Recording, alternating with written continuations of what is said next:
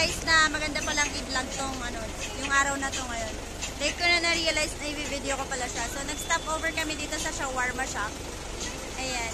Kasi pag umuwi kami ng bayan, bibili talaga kami ng shawarma. So may mga napamili na ako. And yung binigay ni Kuya Mike na for Father's Day para kay Darwin, binigay ko lahat yun sa kanya. Kasi para may pera naman siya.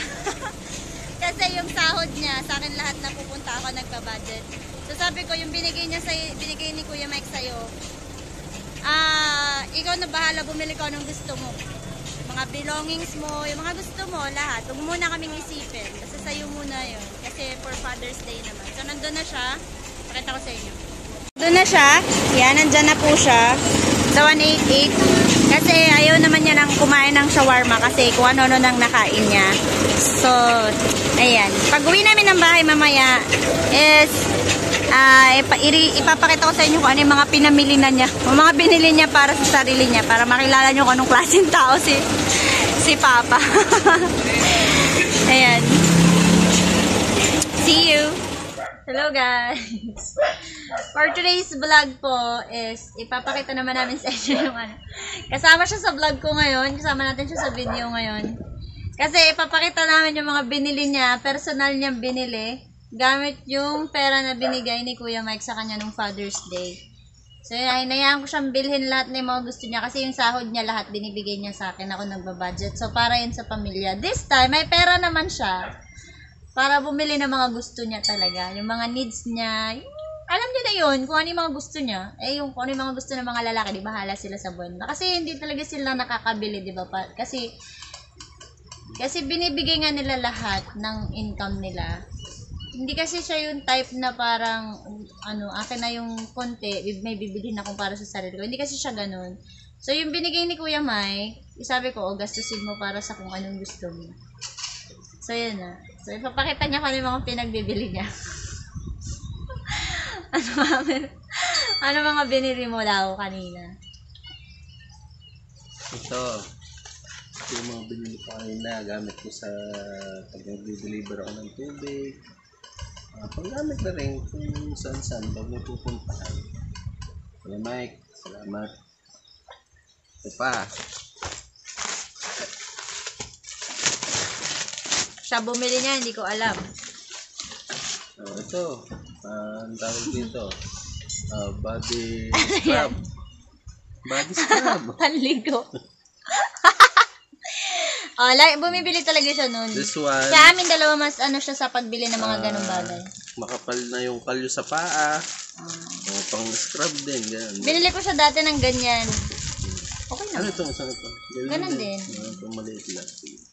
Pang scrub siya ng paa daw. Yeah, Mike. Konti lang naman ang nabili. May sobra pa. This one. Flashlight. Malimit ginagamit. Kuya, hinamo nga yun, kuya. Nakinaan daw. Testing. Try. Ay, patay. Ito kaya. Doon lang yan sa likod. Patay ng ilaw. Okay, doon sa likod pa po. May iba po lang po na. Bakit may gayon? Sorry. Ayan. Very useful to lalo sa labas. Pakita natin sa labas. Wait lang, Papa. Uy, oo nga naman yan eh. Dapat napapaliitan para kita yung ang multo sa malayo. Hindi pa yan full charge. Ay, dalawa. Ayun. Yung may game. Pag ganun pa siya. Kano naman to?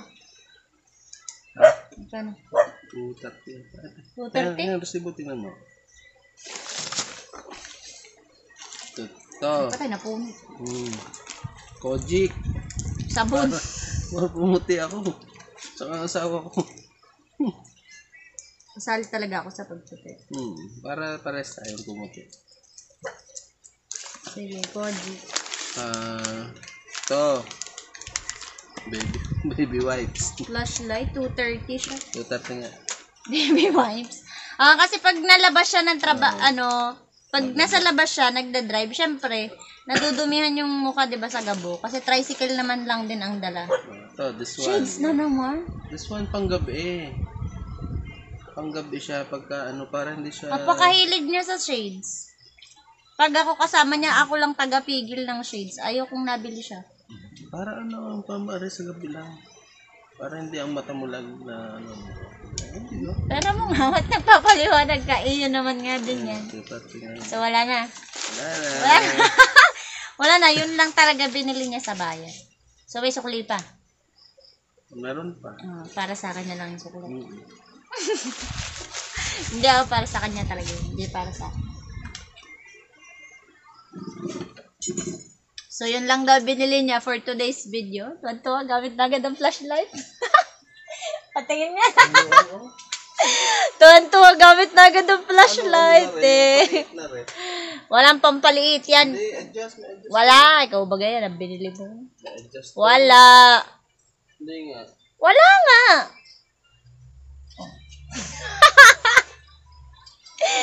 Kita nyo ga? Ano? Hanapin ang adjasan. Wala nga yung adjasan. Tingin daw. Gamit agad eh. Ay po. Pinilit mo? Hindi. Oh. Pwede nga. Tabi. Kita ga? Paano? Hinihila na. Yun oo. Yan, medyo malayo na yun. Ganyan. Baka may tao dito. Maganda oh. Lakas. Kita ga? Nakakatakot naman. May mata ang malintingan mo. Wala, oo nga. Kita nga siya sa malayong ganda. Oh, yun lang talaga yung nagustuhan niya. Tsaka itong bag.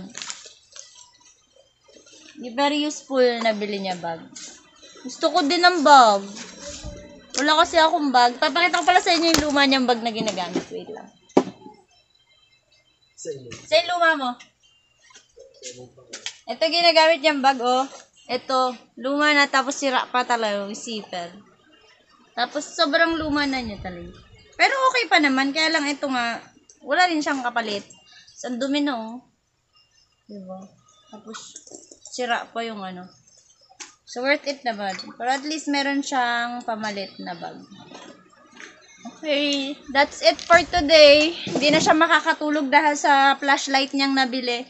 Dahil sobrang gustong-gusto niya yung flashlight na yun talaga. So, masaya ka naman pa.